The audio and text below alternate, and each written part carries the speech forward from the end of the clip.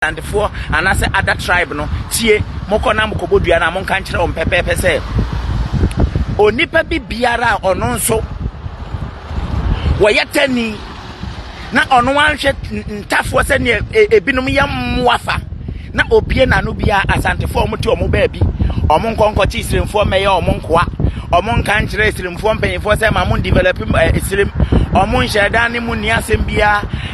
ye nuanom asantefo omote omo mfantafo nyahwe entafo mo na mo pepe omo tunu mu bi ni yi omo bibia ya de mo ye boboy ne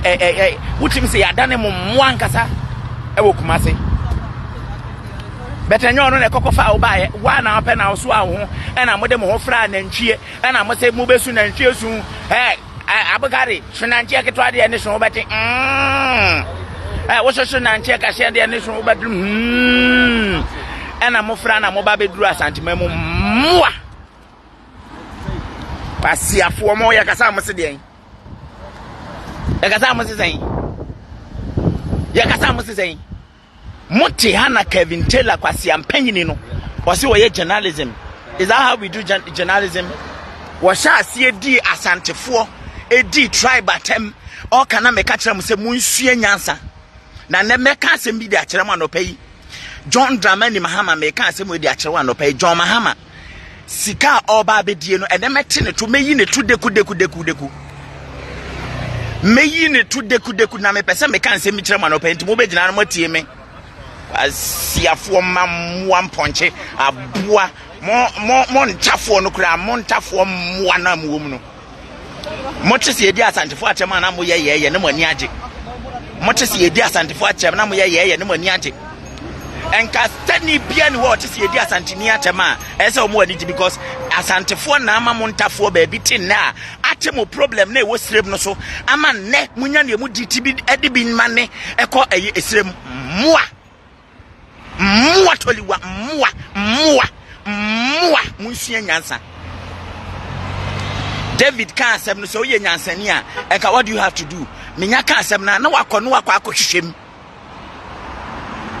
menya kan asem na akọ akọhwehwem se ne abranche ne kan ye no kure ampasa ye wontafo a omosusugu asante omugu sirema omadane mponche egu ebuom a ye frɛ no se e school dan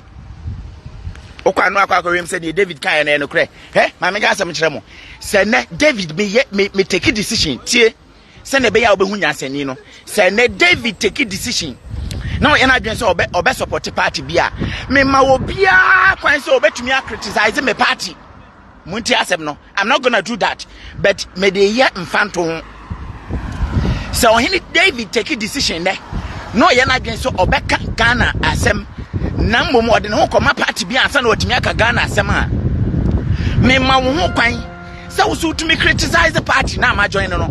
na mmom ne etie nie eda wo betimi abie wano atumi aka me party ho asem se na okra party no so obaaye no mo leader na odi mo anim no se okoko sresre obaa bi a odi ne wie no sandi to odi na chi na ma ka kire o se ampa ene yasamusuma yi aba mo ya position a mo ame Mama ya fa jangu me party leader no so me dey try how credible I am. Wutie me ebesa me pese hu nipa me ye me nya kwase anya aboa te se NDC ne ntafo mwa na mo de be mo nuanom bi ma sese o ma dwene epe ne papa no mo nhwe ho di Jimmy no na wo ma brabom me nya kwase ate se Kelvin Taylor o ai ne ade bi afa ahama ho a empo mahama tutosi ne wo ho no so ohu boni bia wo papa no ho kwase mahama aboa no ono kwa oye angel meboa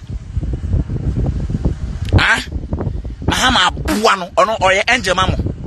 kwase afo ndwendwefo munyimi ya ene matise afia pokua intellectually watichi wa kire Kelvin Taylor ade until se mo besua nyansa no more party NDC no is going to opposition and metro nsem ni entia NDC ani abere. I am telling you today NDC is going to opposition more than 30 years. Monfanto madwenim sa munya nkwasiafo nya jimefo a sa ai mahama abotoliwa we na mudi na chi no muni say yemusika na ogigidie. Do you know say yemusika na ogigidie? kwasiafo agimifo nkraman dendentwie yankonkosha na David no yase ope yase David ope kan ya ma won se maami sefuro maami ayi fuse wo twasa yamade aboafunu ba me mama hype ohene David me na me reni David Rains mo si mo agimi meka kopim se mo amopese mukumi no munkume eno ama me bia o se onim nyansa muntie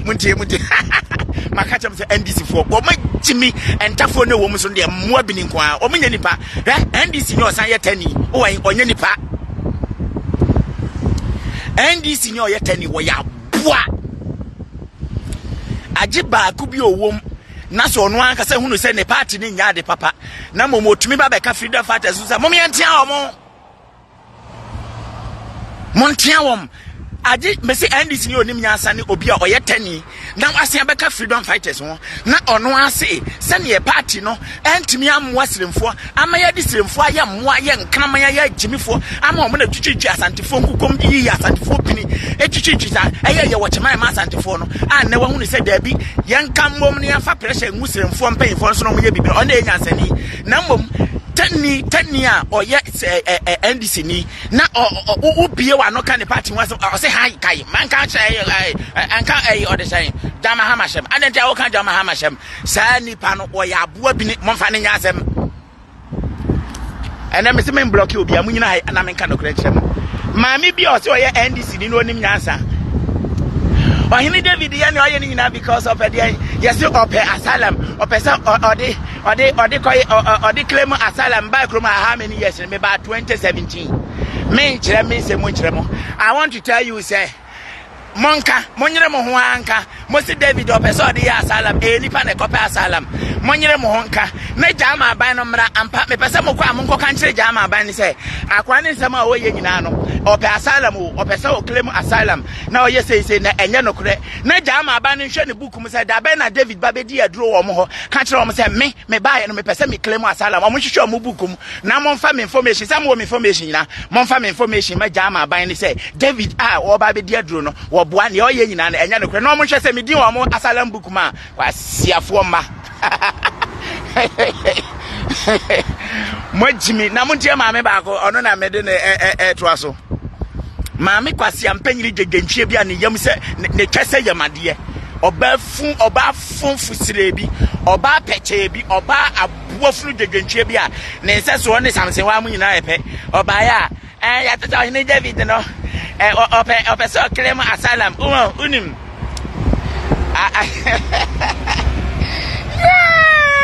mama men kon intentem na meni adaje wo pese o claim asylum enti ya ma mon ka threatening message nkire no muntie jimi no na wo mabrabom memenya kwase ate se Kelvin o na ade bia ahama ho a empo mahama tutosi ne wo ho no so ohu bone bia wo papa no ho kwase mahama aboa no ono kwa oye angel meboa mahama aboa no ono oye angel mamo kwase afo ndendefo munyimi ya ena matise afia pokuya intellectually watichi wa kire Kelvin ade until se mo besua nyansa no mo party NDC no is going to opposition na ne mekire mo nsem bi ne enti a NDC ani abere.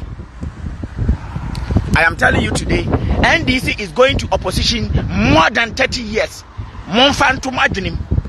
se mo nya nkwasiafo nya jimefo a sa ai mahama aboa toliwa